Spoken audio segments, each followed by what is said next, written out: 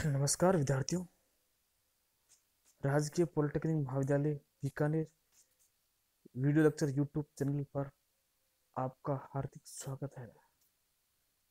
दोस्तों, मेरा नाम रामस्वरूप बिश्नोई, प्रवक्ता विद्युत, राजकीय पॉलिटेक्निक महाविद्यालय Bikaner.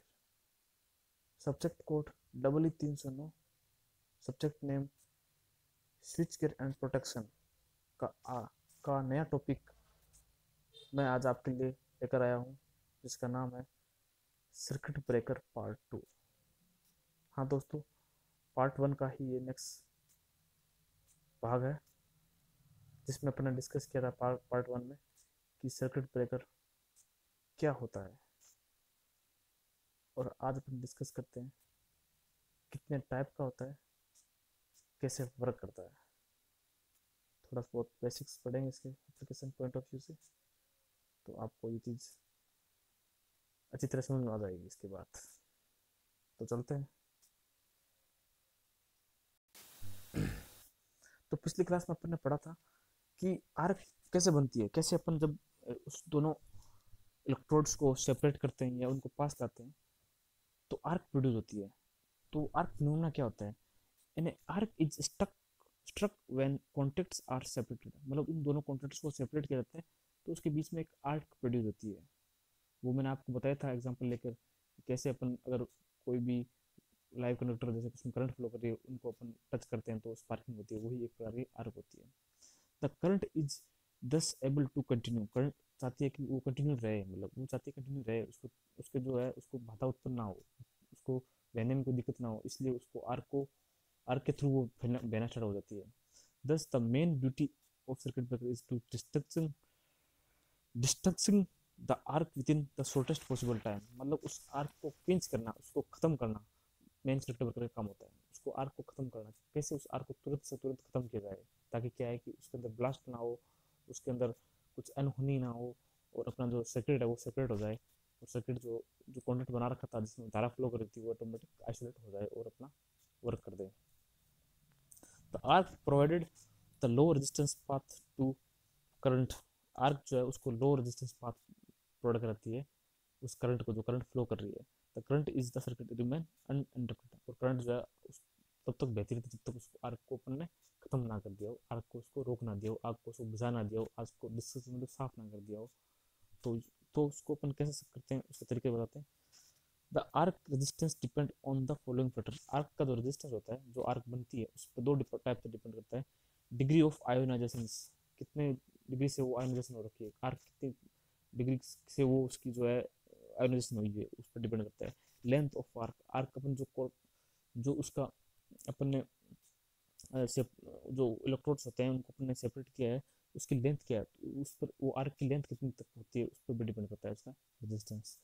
Cross section of arc, arc का क्रॉस सेक्शन क्या है, वो सेम चीज़ होगी जैसे अपने नॉर्मली कंडक्टर की बात करते हैं, उसकी भी लेंथ, उसका क्रॉस सेक्शन, इस पर डिपेंड करती है। ठीक है।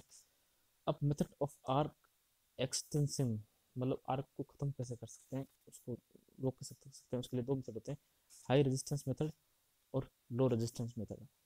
वो आपको मैं एक नए चैप्टर में डिस्कस करेंगे कि ये कैसे वर्क करता है। अभी अपन चलते हैं कि types of circuit breaker, circuit breaker कितने टाइप के होते हैं। ठीक है। बेसिकली अपन ने इसमें चार टाइप में डिवाइड कर रखा है, चार टाइप में बांट रखा है। तो अपन डिस्कस करते हैं कि ये जो है चार टाइप के कौन कौन से होते हैं, इस पर अपन डिस्कस करते हैं। ठीक है दोस्तों, तो पहले बात करते हैं टाइप ऑफ सर्किट ब्रेकर। तो पहला होता है ऑयल सर्किट ब्रेकर, ये होता है ऑयल सर्किट ब्रेकर, मतलब इसके अंदर जो मीडियम जो यूज करते हैं क्वेंचिंग, जो आर्क को क्वेंच करना या आर्क को खत्म करने वाला मीडियम जो यूज करते हैं वो करते हैं ऑयल, इसलिए इसको बोलते हैं ऑयल सर्किट ब्रेकर। मतलब जो आर्क प्रोड्यूस हो रही है उस आर्क को अपन ऑयल के माध्यम से, वो कौन सा ऑयल है तो अपन डिस्कस करेंगे, और कैसे करते हैं वो भी डिस्कस करेंगे। लेकिन अब ये ध्यान रखो कि टाइप की बात करते हैं तो जिस में ऑयल यूज करते हैं उसके मीडियम ऑफ इंसुलेटिंग मटेरियल जो होता है आर्क को खत्म करने का, वो ऑयल होता है। तो ऑयल को जब अपन यूज करते हैं तो उसको बोलते हैं ऑयल सर्किट ब्रेकर। दूसरा होता है air blast circuit breaker, second number होता है air blast circuit breaker. Air blast circuit breaker का मतलब ये होता है उसकी तरफ अपन एयर का यूज करेंगे, मतलब उस आर्क को खत्म करने के लिए अपन एक बीच में जो है वो एयर जो है वो ब्लास्ट के रूप में एयर को बुरी तरह से ब्लास्ट करते हैं, जिससे क्या है वो आर्क आर्क जो प्रोड्यूस हो रही है वो खत्म हो जाए, क्विंच हो जाए, उसको बोलते हैं अपन एयर ब्लास्ट सर्किट ब्रेकर। तो ये भी अपन डिस्कस करेंगे चैप्टर में कि कैसे उस अपना वो एयर को जो ब्लास्ट किया जाता है उसको प्रेशर बनाया जाता है, फिर उस एयर का यूज़ करते हुए उस इलेक्ट्रोड्स को अपन जब सेपरेट करते हैं तो तो उनको दूर किया जाता है। तो ये अपन डिस्कस करेंगे एयर ब्लास्ट सर्किट ब्रेकर के अंदर। ठीक है। तीसरा होता है तीसरा होता है SF6 सर्किट ब्रेकर।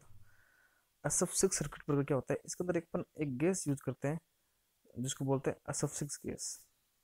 मतलब इन दोनों में तो अपन देख रहे थे, एक में ऑयल यूज कर रहे हैं, एक में इसमें अपन एक गैस यूज करते हैं जिसका नाम था SF6 गैस। ठीक है। तो ये जो गैस होती है ये काफी लोकप्रिय गैस होती है, और ये जो है इस प्रॉपर्टीज, इसमें कुछ ऐसी प्रॉपर्टीज होती है जो आर्क को खत्म करने में बहुत सहायक होती है। कुछ ये नॉन टॉक्सिक होती है, इसके अंदर केमिकल्स कुछ ऐसे कुछ केमिकल होती है जिसके बारे में आप डिस्कस करेंगे इसके पूरा विस्तार से। तो आप अभी ध्यान रखो कि SF6 एक गैस होती है जो काफ़ी पॉपुलर होती है, काफ़ी यूजफुल होती है। तो ये जो है ये सर्किट ब्रेकर अभी काफ़ी प्रचलित है और काफ़ी मात्रा में इसी का यूज किया जाता है। अगर आपको मान लो 132 केवी में यूज करना हो, या 220 केवी में यूज करना हो, या फिर 400 केवी में यूज करता हो, तो ये जो है SF6 केस का सर्किट ब्रेकर जो है अभी फिलहाल के टाइम के अंदर, प्रेजेंट के अंदर, ये सबसे ज़्यादा प्रचलित है। बाकी जो ऑयल सर्किट ब्रेकर है या एयर ब्रश सर्किट ब्रेकर है, ये आउटडेटेड हो चुके हैं। ये पहले यूज किए जाते थे, अब इनका यूज बहुत ही कम मात्रा में होता है, होता ही नहीं है, नहीं के बराबर होता है। क्योंकि ये जो है काफ़ी मेंटेनेंस रिक्वायर्ड होता है इनके अंदर, काफ़ी जो है इन कॉस्टली भी होते हैं, मेंटेनेंस रिक्वायर्ड होता है, और ये साउंड भी प्रोड्यूस करते हैं। इनके अंदर कॉस्ट का लफड़ा रहता है, तो इसको कई सारे प्रॉब्लम्स होते हैं, साइज भी बहुत बड़े होते हैं इनके। तो इसलिए जो है अब से सबसे ज़्यादा प्रचलित होता है ये वाला circuit breaker, SF6 circuit breaker. काफ़ी पॉपुलर है, और खासकर higher voltage, extra high voltage के लिए बहुत ही पॉपुलर होता है। इसके अंदर अपन SF गैस यूज करते हैं, जो गैस प्रेशराइज होती है। उस गैस को जो है वो तुरंत उसको आर्क को ख़त्म कर देती है, और नॉर्मली उसको सर्किट को ब्रेक कर देती है। ये काफ़ी पॉपुलर है, इसके बारे में अपन डिस्कस करेंगे विस्तार से। तो अभी आप ये ध्यान रखो कि ये यूज होता है। लास्ट होता है वैक्यूम सर्किट ब्रेकर। मतलब उसके अंदर एयर ही नहीं है, बिल्कुल वैक्यूम है, एयर नहीं होगी तो उसके अंदर आग नहीं पकड़ेगा। तो ये जो है सबसे लास्ट में अपने वैक्यूम सर्किट ब्रेकर। इसके अंदर ये होता है कि उसके अंदर एयर ही नहीं है, बिल्कुल वैक्यूम बना रखा है उसके अंदर। माइनस उसका जो प्रेशर होता है वो बिल्कुल -पास्कल में होता है। तो ये जो है इसके अंदर जो है एयर नहीं होगी तो फिर आर्क कैसे प्रोड्यूस होगी, क्योंकि आर्क प्रोड्यूस करने के लिए कुछ मात्रा में एयर की जरूरत पड़ती है।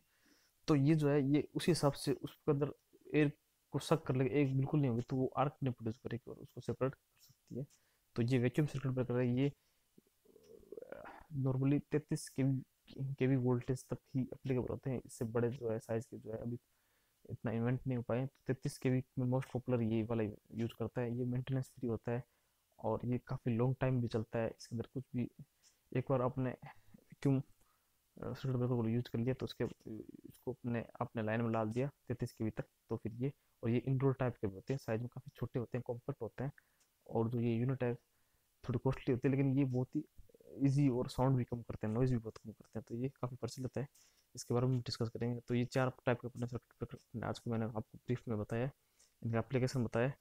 तो अभी आप ये ध्यान रखो कि अभी